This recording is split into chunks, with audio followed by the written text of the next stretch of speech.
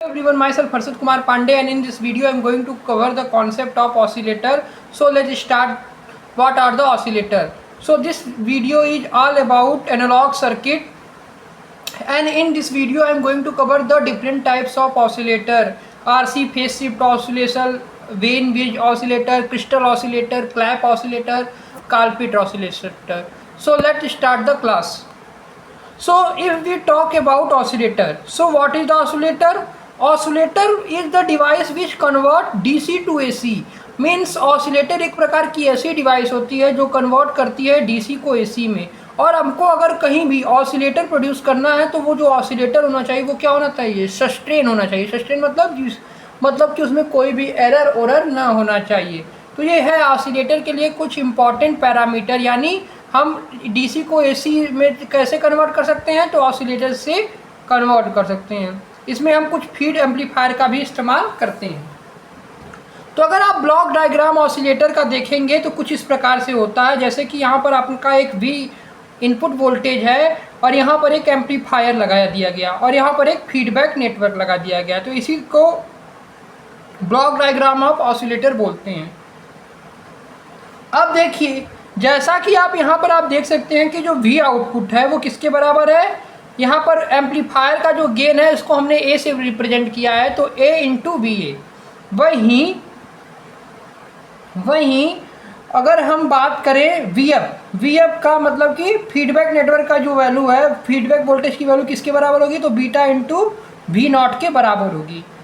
तो इस सर्किट से आप यह देख सकते हैं कि यहाँ पर हमने समर लगाया है, एम्पलीफायर, फीडबैक।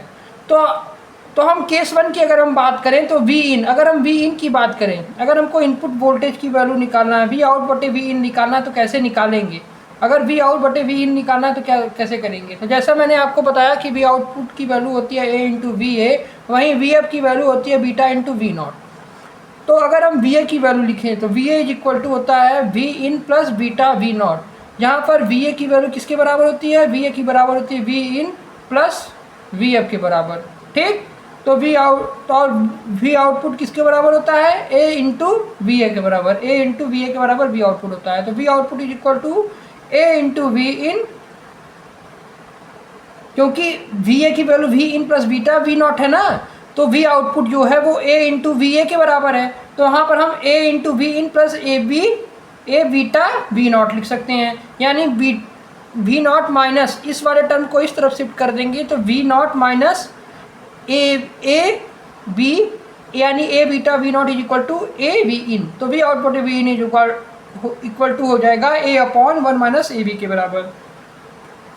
अब केस टू में हम क्या करते हैं? देखिए, अगर हमारे पास वी इन ना हो, अगर हमारे पास वी इन ना हो तो उस कंडीशन में जो वी ए है वो किसके बराबर हो जाएगा? वी एफ के बराबर। ठीक, तो वही लिखा है कि वी एफ जो है वो वी एफ के बराबर हो जाएगा। अब देखिए, जैसे कि वी आउटपुट यहाँ पर क्या होगा, तो वी आउटपुट अगर हम बात करें तो यहाँ पर हो जाता है ए इंटू, तो वी ए अगर वी एफ के बराबर हो जाएगा तो वी आउटपुट किसके बराबर हो जाएगा? ए इंटू वी ए। अब वी ए जो है वी एफ के बराबर है तो हम यह लिख सकते हैं कि वी एफ की जगह हमने क्या लिख दिया? वी ए, और वी ए की वैल्यू क्या है?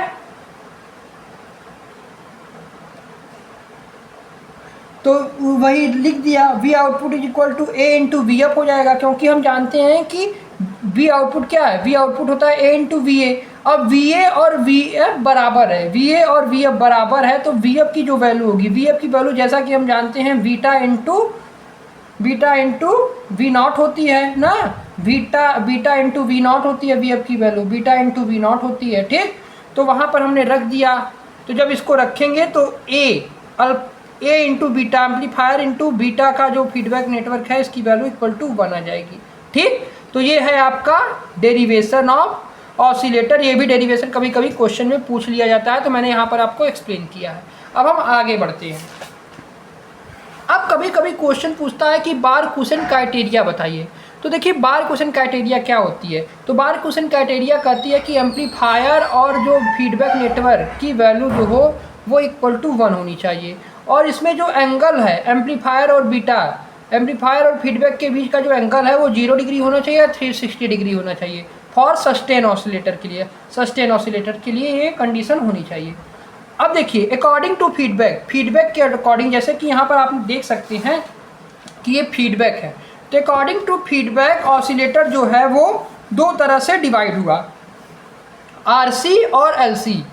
तो आरसी मतलब जिसमें रजिस्टर और कैपेसिटर हो तो वो आरसी है, और एलसी मतलब जहाँ पर इंडक्टर और कैपेसिटर हो।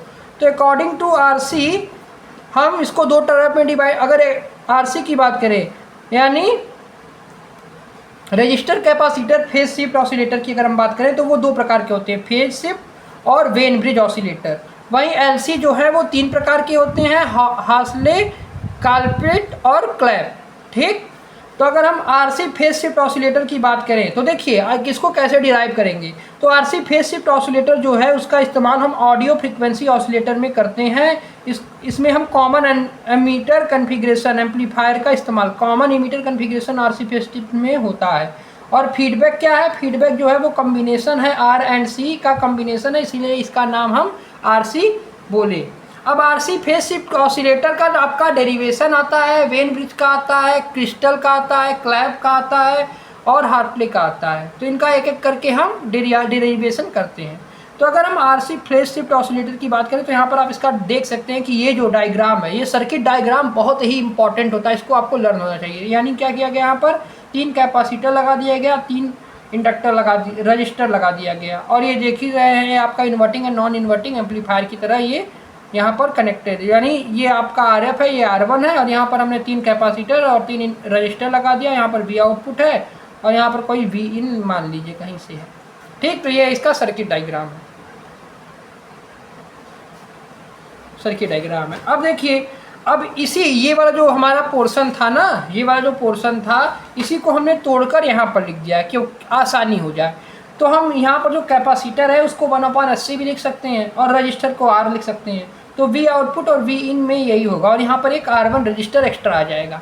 तो अब जब यहाँ पर आप इसको सॉल्व करेंगे आगे, तो यहाँ पर आप जब V1 यहाँ से V1 की वैल्यू निकालेंगे वो आएगा V2S1 प्लस V1 की वैल्यू क्या आ जाएगी, SCR V output V02 plus V2S upon 1 plus 2 SCR। इसको इक्वेशन नंबर 2 मान लीजिए, ठीक, या 1 मान लीजिए, इसको 2 मान लीजिए। तो हम V1S को क्या लिख सकते हैं, अगर इसको S की टर्म में लिखना चाहें तो लिख सकते हैं V2S 1 प्लस 2 SCR बटे SCR माइनस VF। अब according to Barkhausen criteria AB is equal to होता है 1। तो देखिए फेज शिफ्ट ऑसिलेटर का हमको फ्रीक्वेंसी पूछता है और RF बटे R1 का रेशियो क्या होता है, ये भी कभी कभी क्वेश्चन पूछ लेता है। तो आपको अगर डिराइव करने को आता है आरसी फेज शिफ्ट ऑसिलेटर, तो आप सबसे पहले ये सर्किट डायग्राम बनाएंगे, फिर इसको यहाँ से शुरुआत करेंगे। देखिए इसका डेरिवेशन बड़ा है, तो मैंने जो कुछ इम्पॉर्टेंट जैसे कि V1 V2 की वैल्यू कैसे आई है वोल्टेज डिवाइडर रूल का इस्तेमाल करके, बस यहाँ पर लिखेंगे अप्लाई वोल्टेज डिवाइडर रूल और ये सब वैल्यू लिख देंगे, अगर आपको आसानी से इसकी वैल्यू निकालना है। ठीक, अगर आपको डेरिवेशन न लर्न हो तो आप इस छोटे इस प्रोसीजर का भी इस्तेमाल कर सकते हैं। तो हमने बार-कुसेंट क्राइटेरिया लगाया, alpha into beta is equal to 1 होना चाहिए, A into V equal to A into beta is equal to 1 होना चाहिए। अब इस इक्वेशन को हमने वोल्टेज डिवाइडर रूल से सॉल्व कर हमने V1 की वैल्यू निकाली, जो कि है V2S 1 plus 2 SCR upon SCR minus VF। जब इसको सॉल्व करेंगे तो यहाँ से बीटा की वैल्यू आ जाएगी SQ R³ CQ अपॉन में R³ CQ SQ plus 6 R² C² S² plus 5, ये 5 है SCR प्लस 1। ठीक, अब यहाँ पर आप क्या लगाएंगे, जैसे कि आप जानते हैं कि गेन ऑफ V आउटपुट बटे V इन, अगर हम गेन निकालें किसका, इन्वर्टिंग या नॉन इन्वर्टिंग टर्मिनल, जैसे कि इन्वर्टिंग टर्मिनल का निकालते हैं तो माइनस RF बटे R1 आता है ना, तो यही है AB की वैल्यू क्या हो जाएगी, माइनस RF बटे R1।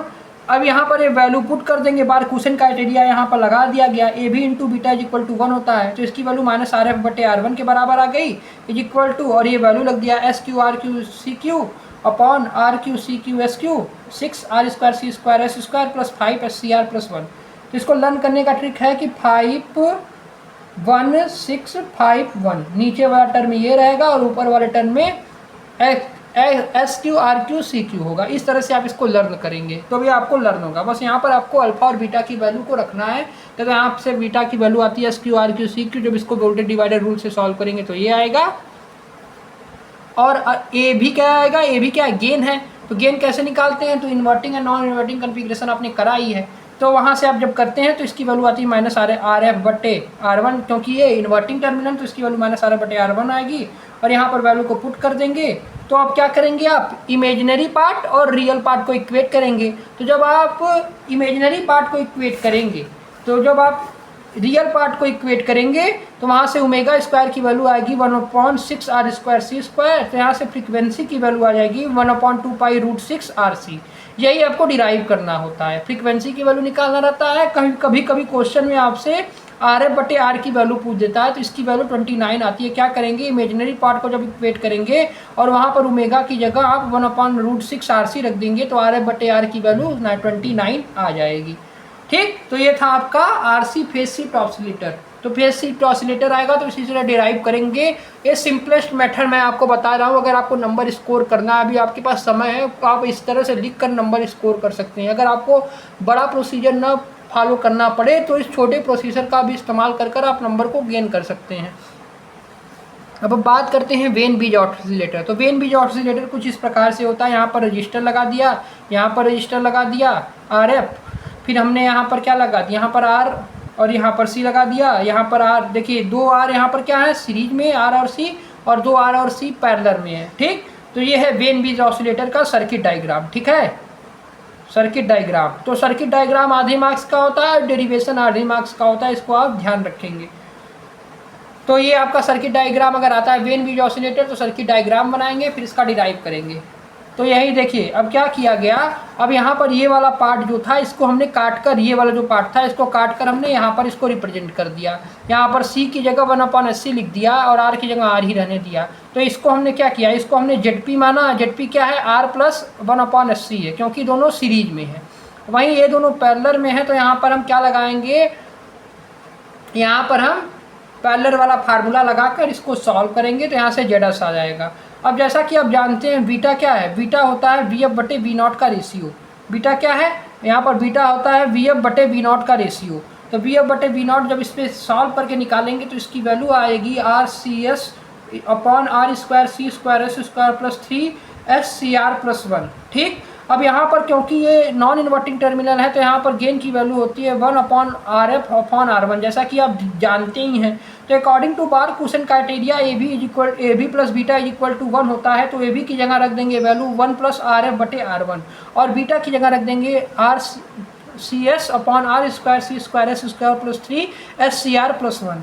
तो इसको जब आप सॉल्व करेंगे और =1 रखेंगे और इसको अगर आप इक्वेट करते हैं रियल पार्ट को, तो ओमेगा स्क्वायर की वैल्यू आ जाएगी 1/C²R²। तो यहाँ से आपको फ्रीक्वेंसी की वैल्यू मिल जाएगी 1/2πRC। वहीं इमेजिनरी पार्ट को जब आप इक्वेट करेंगे तो 1/RF बटे R1 की वैल्यू 3 के बराबर आ जाएगी। जब इसको आप सॉल्व करेंगे तो RF की वैल्यू 2 टाइम्स R1 आ जाएगी। तो इस तरह से वेन ब्रिज ऑसिलेटर को भी आप डिराइव कर सकते हैं। ठीक, तो आपने यहाँ पर RC phase shift oscillator and Wien bridge oscillator को समझा और इसके डेरिवेशन को कैसे करते हैं ये भी मैंने आपको बताया ईजी वे में कि अगर हमको क्वेश्चन अटेम्प्ट करना है तो कैसे अटेम्प्ट करेंगे। बस ये सब प्रोसीजर अपनाएंगे तो आप नंबर भी पा सकते हैं। सर्किट डायग्राम और कुछ छोटा मोटा पॉइंट। अगर इसका डेरिवेशन बहुत बड़ा है, मैंने इसको सिंपलेस्ट फॉर्म में कन्वर्ट करने की कोशिश किया। अब हम बात करते हैं LC ऑसिलेटर। तो मैंने अभी तक RC ऑसिलेटर की बात कर लिया, जो कि 2 प्रकार के होते हैं, phase shift oscillator and Wien bridge oscillator. अब हम बात करते हैं LC ऑसिलेटर। तो LC ऑसिलेटर 3 प्रकार के होते हैं, Hartley oscillator, Colpitts oscillator and Clapp oscillator. तो हार्सले ऑसिलेटर में क्या होता है, 2 इंडक्टर होते हैं और 1 कैपेसिटर पैरेलल में होता है इनके। वहीं अगर कॉलपिट ऑसिलेटर की बात करें तो 2 कैपेसिटर होते हैं और इनके पैरेलल में आपका 1 इंडक्टर होता है। वहीं अगर हम क्लैप ऑसिलेटर की बात करें तो क्लैप ऑसिलेटर में 2 कैपेसिटर होते हैं और इनके पैरेलल में 1 कैपेसिटर और 1 इंडक्टर होता है। तो अब अगर हम हार्सले ऑसिलेटर का डेरिवेशन करें तो क्या करेंगे, तो जैसा कि आप जान सकते हैं कि ये होता है ये है आपका बेस, ये है आपका कलेक्टर टर्मिनल, ये है आपका इमीटर टर्मिनल ना। अब क्या कीजिए, यहाँ पर एक रजिस्टर RC है, यहाँ पर एक रजिस्टर R1 लगा दिया। अब यहाँ पर हमने इसको ये वाला जो हार्सले का ऑसिलेटर का ये वाला था इसको यहाँ पर हमने पुट कर दिया Z1 Z2। और देखिए क्योंकि हार्सले ऑसिलेटर है तो इसमें Z1 यानी L1 L2 जो हैं वो सीरीज में होंगे, इनके पैरेलल में एक कैपेसिटर को लगाते हैं। तो जब आप इसको सॉल्व करेंगे तो क्या होगा, तो यहाँ पर जब इसको सॉल्व करेंगे तो x1 plus x2 plus x3 की वैल्यू इक्वल टू 0 हो जाती है। तो यहाँ से x3 की वैल्यू क्या हो जाएगी, ओमेगा नॉट L1, और x2 की वैल्यू हो जाएगी ओमेगा नॉट L2, और x3 की वैल्यू हो जाएगी माइनस में omega c is equal to 0। अब जब इसको आप सॉल्व करेंगे तो omega not is equal to हो जाएगा L1 plus L2 is equal to omega not LC। तो omega not square is equal to हो जाएगा 1/L1 plus L2 into C। तो यहाँ से ओमेगा है तो ओमेगा इज इक्वल टू होता है 2πf के बराबर। तो अगर हमको फ्रीक्वेंसी निकालना है तो क्या होता है, फ्रीक्वेंसी हो जाएगा ओमेगा बाई 2π। तो यहाँ से ये ओमेगा था तो इसके अपॉन में 2π आ जाएगा। तो यहाँ से फ्रीक्वेंसी की वैल्यू आ जाएगी किसके लिए, हासले ऑसिलेटर के लिए होती है 1/2π में रूट में L1 प्लस L2 का होल ब्रैकेट इंटू C।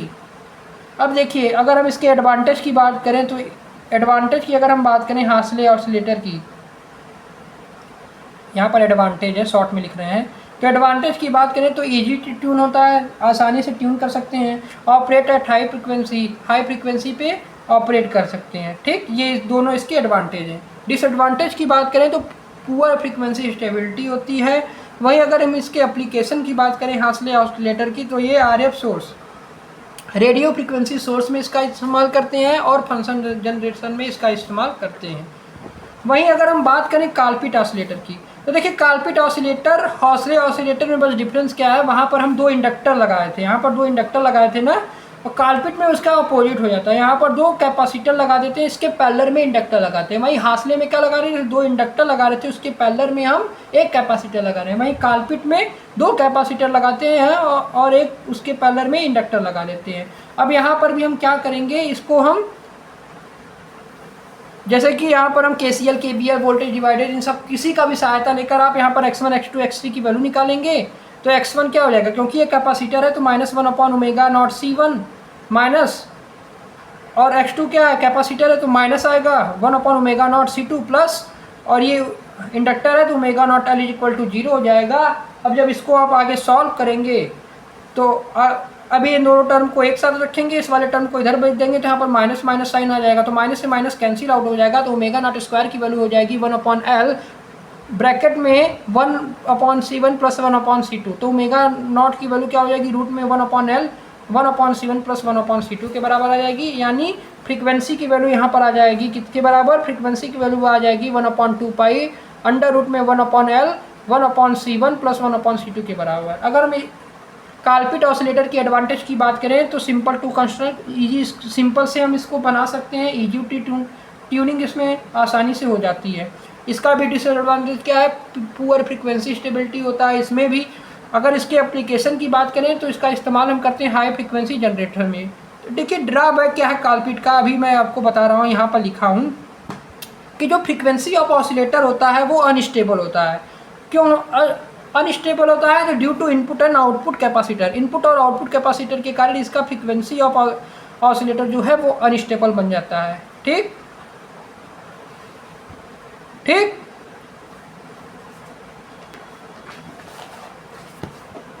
अब हम बात करते हैं क्लैप ऑसिलेटर की। क्लैप ऑसिलेटर की अगर हम बात करें तो क्लैप ऑसिलेटर में 2 रजिस्टर लगाते हैं, और यहाँ पर 2 जैसे कि कॉमन, देखिए 2 यहाँ पर भी सेम ही कहानी है, बस यहाँ पर क्या करेंगे, यहाँ पर भी आप 2 कैपेसिटर लगाएंगे, 1 इंडक्टर और 1 कैपेसिटर लगाएंगे। अब यहाँ पर अगर आप फ्रीक्वेंसी निकालते हैं तो इसकी वैल्यू इक्वल टू आता है 1/2π रूट में 1/L 1 ब्रैकेट में 1/C1 प्लस 1/C2। अब क्या होता है कि 1/C की वैल्यू अगर greater than equal to 1/C जो है, अगर वो ग्रेटर देन और इक्वल टू हो जाए, यानी जब इसकी वैल्यू 1/C की वैल्यू ग्रेटर देन या इक्वल टू किसके, 1/C प्लस 1/C2 के, तो वहाँ पर फ्रीक्वेंसी किसके बराबर होती है, 1/2π रूट में LC। अब देखिए इसके एडवांटेज डिसएडवांटेज क्या है, तो देखिए हासले काल्पिट के जो डिसएडवांटेज हैं वही इसके एडवांटेज हैं, तो आप ये नोट कर लीजिए। ठीक, तो ये है क्लैप ऑसिलेटर, इसका भी डेरिवेशन सेम उसी तरह से होगा जैसे मैंने बाकी 2 का किया है। x1 x2 x3 लेकर सॉल्व करेंगे तो इसकी वैल्यू इतनी ही आएगी। ठीक है, तो मिलते हैं नेक्स्ट वीडियो में। तो यहाँ पर आपका पूरा ऑसिलेटर ख़त्म हो गया, आपको आई होप ये वीडियो पसंद आया होगा, और ये वीडियो जो है बहुत ही इंपॉर्टेंट है, इसको अपने दोस्तों के साथ ज़रूर शेयर कीजिएगा कि कैसे हम ऑसिलेटर में अच्छे नंबर पा सकें एनालॉग सर्किट में, क्योंकि एनालॉग सर्किट जो है वो 4 क्रेडिट का सब्जेक्ट होता है, और इसका मतलब कि थोड़ा मोड़ा टफ सब्जेक्ट होता है, इसीलिए ये सब डेरिवेशन आपको आनी चाहिए। मिलते हैं नेक्स्ट वीडियो में, तब तक के लिए goodbye, thanks for watching this video.